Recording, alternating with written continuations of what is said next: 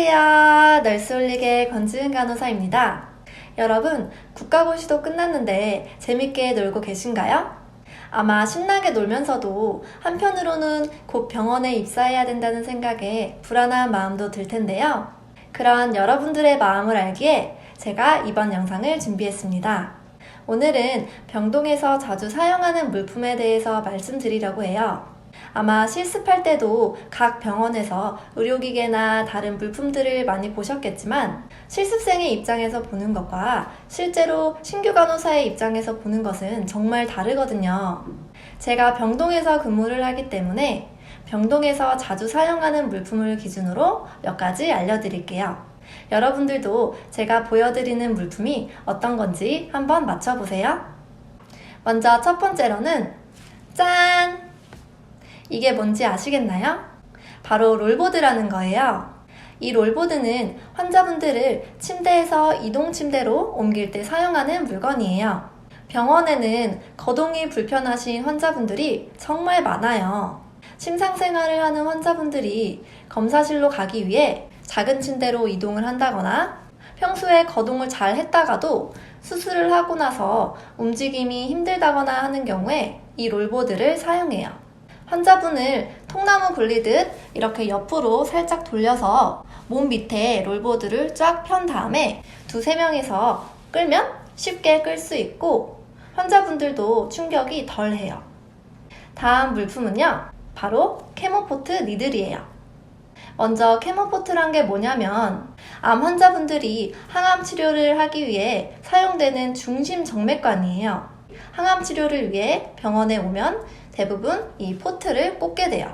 암 환자분들이 케모포트를 삽입하는 이유는 입퇴원을 자주 해서 혈관 상태가 좋지 않아 말초혈관을 확보하기 어려운 이유도 있지만 항암제가 끊임없이 정확한 용량과 속도로 들어가야 하기 때문이에요. 그래서 심장과 가장 가까운 쇄골 아래 부위에 굵은 중심 정맥관을 잡아요. 즉, 이 케모포트를 환자분의 몸속에 아예 심어버리는 거예요. 그리고 실제로 입원을 와서 약을 주입할 때는 이 케모포트 니들을 살에 찔러서 연결하는 거예요. 갈고리 모양의 바늘로 되어 있고 주로 인턴 선생님들이 니들링을 합니다. 다음 물품은 인퓨전 펌프입니다. 이건 많이 보셨죠? 인퓨전 펌프는 주입 펌프라고 해서 환자에게 수액을 정확한 양과 속도로 주기 위해 달아두는 기계예요.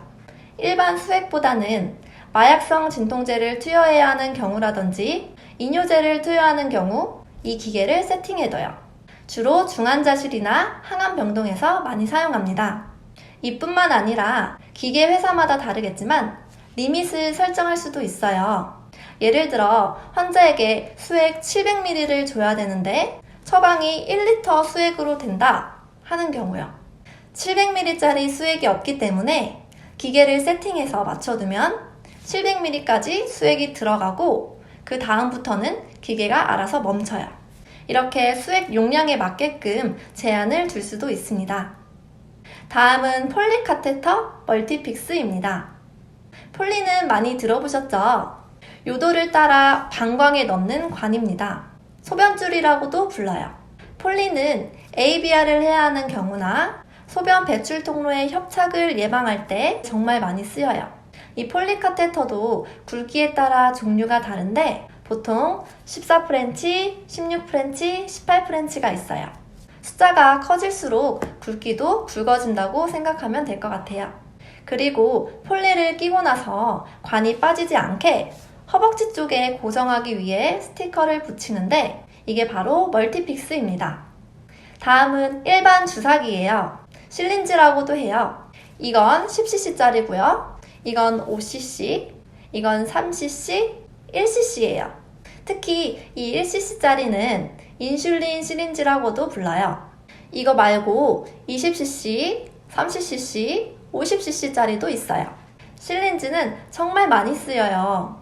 약물을 믹스할 때도 쓰이고 체열할 때도 쓰이고 하루에 몇십 개씩 사용하는 것 같아요. 이건 일회용이고 재활용은 절대 하면 안 돼요.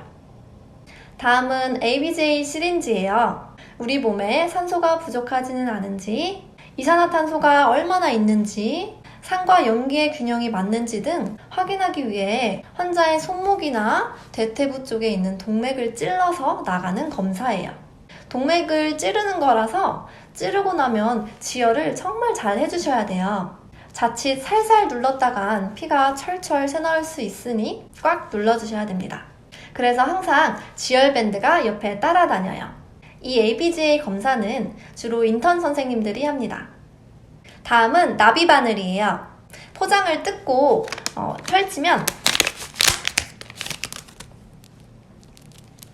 이렇게 나비처럼 생겼다고 해서 나비바늘이라고도 불러요.